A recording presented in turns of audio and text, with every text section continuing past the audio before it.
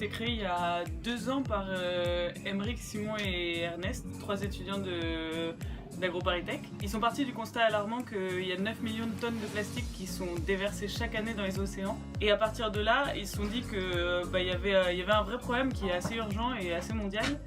Et qu'en fait on connaissait pas grand chose dessus.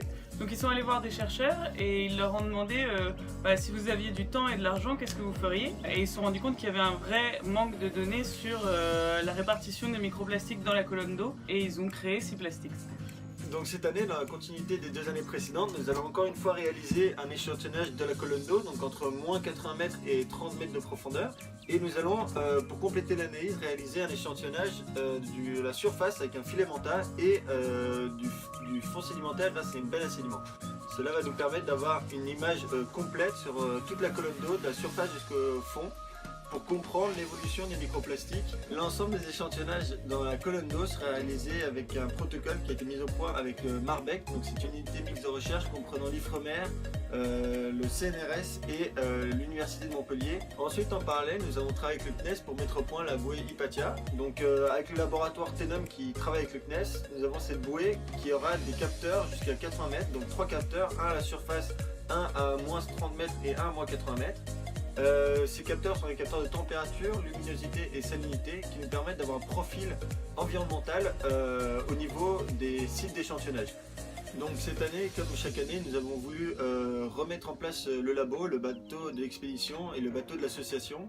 Cependant, lorsqu'on avait fait un carénage, donc lorsqu'on avait sorti de l'eau, nous avons remarqué qu'il y avait un problème au niveau de la stratification de la coque.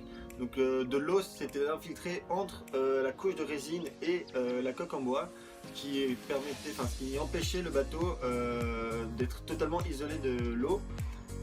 C'était des gros travaux réalisés, donc c'est des travaux de plusieurs mois qui nous allaient nous coûter très cher.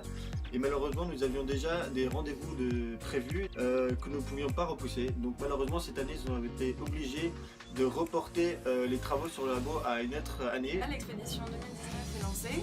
Donc Frédéric Kitry et moi-même sommes partis il y a 2 jours du Port Saint-Louis du Rhône.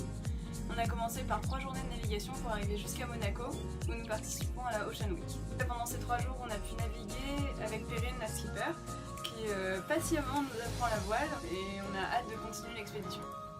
Cette année, l'expédition se fait avec un bateau de location, puisqu'on n'a pas pu partir avec le labo, ce qui a été quand même le gros aléa de l'association. Alors certes, toutes les expéditions ont leurs petits problèmes, mais cette année, du coup, on a quand même eu un gros contretemps, surtout au niveau du budget. C'est pour ça que vous pouvez vous engager à nos côtés en nous aidant sur Hello Asso pour la protection des océans et pour nous aider à continuer les expéditions avec SeaPlastics.